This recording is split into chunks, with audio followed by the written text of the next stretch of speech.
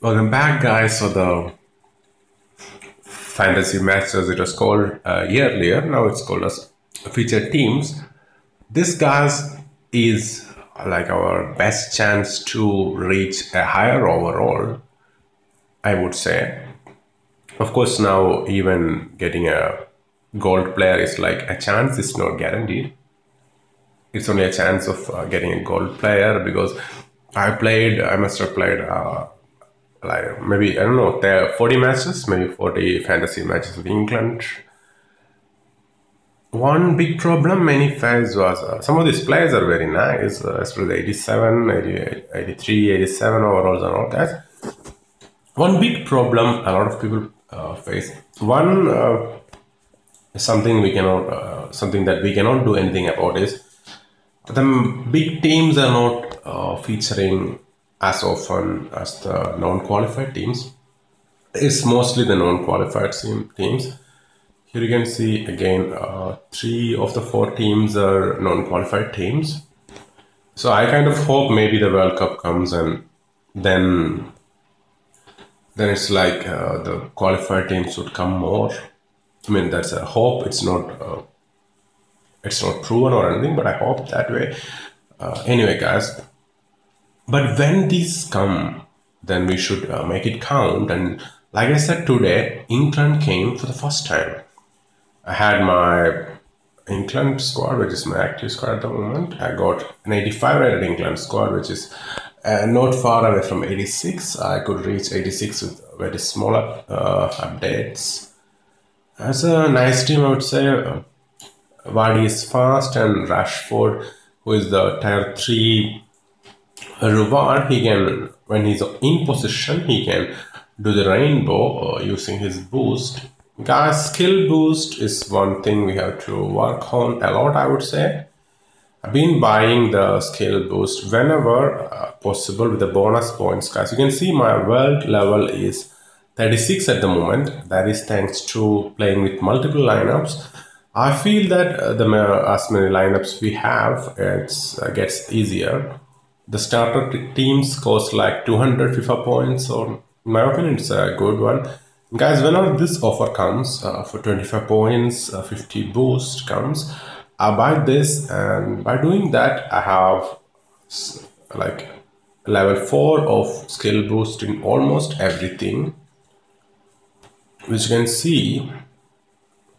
And I'm gonna get a couple of these to level 5, guys. The Isco is an important, probably the most important card in my Spanish lineup. With this, he would become a 90 overall, and it helps a lot, guys. The nimble boost, it would make my Lucas do dribbling. Draxler already does. Dribbling means I'm in the rainbow flick, which I find so helpful in this World Cup mode with most of the players being so slow and all.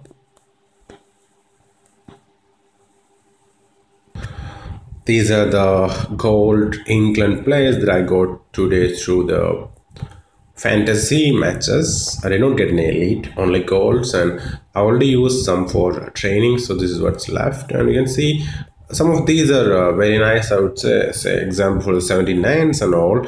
They are worth some amount of XP, I think about 4,000, 4K XP, I guess. Let's check. Yes, the 79 should be worth 4.4K, and 78 should be like 3.8K, and 77 should be like 2.2K. All these XP is very useful, guys. So, and there are chances of getting some very nice players as well. You can see that Isco now looking purple with that boost, with the help of the boost. Okay, this one. This is one. You can see that right wing Real. I'm playing a striker, 88 rated. I got him through the fantasy match, Colombia fantasy match, and also Willian here, guys. I got him through he's a fantasy match special player. You can see World Cup VS West Attack version. Exclusive player again, got him as well. He can do the dribbling even out of position, which is very nice. So guys, there are chances of getting nice players. I even seen people getting like master players and all. And guys, again coming back to my point, I played more than 40 matches today, the fantasy matches. I stopped when my stamina finished, even the ads finished and everything. One thing is that many others, I was getting matched instantly, maximum. More often than not, I was getting matched within 10 seconds and average maybe 30 seconds. Whereas many I know told me that they are taking more than 30 minutes for a match. So, guys, after doing some crazy experiments, what I find out is that it's not the overall doesn't matter in World Cup matchmaking as far as I know. Also, the number of wins doesn't matter because I have a fair amount of wins. I had a higher overall than many who are not getting enough matches. One thing I find is the win ratio, guys. It is like when we win more matches, we kind of our win percentage. I feel that that is the factor that decides the matchups. So when we have a higher win percentage, like when we are winning these VSA matches and all, then we go to a higher level and we get opponents at that level, and it's taking a bit long sometimes, especially with the more featured teams, like the more popular teams like Brazil, England, or France or Argentina. Whenever I was winning 3 or 4 matches consecutively, then the waiting time was increasing every time. And when I intentionally lose the matches, then the waiting time came down. So the crazy theory that I have found out is that this is not just theory, guys. I tried this. Some of my friends also tried this, and it worked for all of us. So I want you guys to also, if you guys trust me, I want you guys to also try this out and then let me know that if this works for everybody. Because theory is when we lose, when our win percentage is lower, then the waiting time is also lower. So how to get our win percentage lower? It's easy, guys.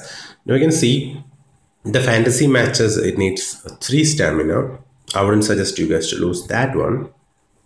Instead, guys, lose these matches. I have played this every day and I haven't got even a gold player from these. And for getting these World Cup items or world tokens, we just have to play 10 matches. We don't have to win. So I would suggest give it a try next day, guys. Next day, before you guys go to play fantasy matches. If your team is in the featured teams, then before playing the featured, because before playing the featured matches, because the featured matches also count towards the daily VSA. So go and play this daily VSA, guys. These 10 VSAs, it only goes 1 stamina per match, so it's like a 10 stamina, and intentionally lose all 10 of these. That would definitely bring down your win percentage by a big margin. And then try, guys.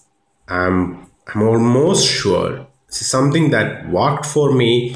That's something allowed me to play more than 40 fantasy matches today and to get matched instantly, whereas others were complaining of waiting time of over 30 minutes. So play these, guys, and intentionally lose these, then try playing the fantasy matches. And I believe that you guys will find matches fairly quickly. That is below 30 seconds, which is would be great. And then again, if you guys win a few consistently and then again go down and all, guys, then the waiting time goes up. Then I would suggest again lose some matches, lose 2 or 3 matches, and then the waiting time should come down again. So guys, try this and let me know. Thanks for watching. Bye bye.